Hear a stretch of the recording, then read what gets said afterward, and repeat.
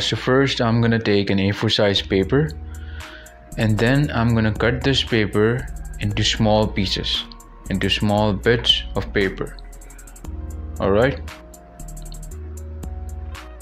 so I'm gonna show you, and these are the small bits of paper, okay, exact same length and width, from which I'll be making all of the drawings for the flip book.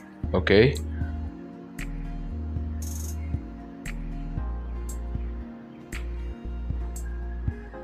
and here is the blueprint. From this blueprint I'll make multiple drawings on and on with the help of this piece. Okay, and here is the deck of the drawings. Now see how the symbiote is taking over Spider-Man.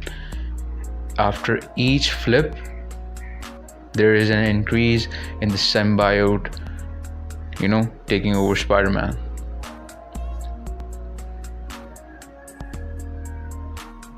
Here you can see all of these multiple drawings. So I've moved in slowly, and with the help of the blueprint I have made the symbiote moving forward. At the end you will see the final form, the black Spider-Man. Okay,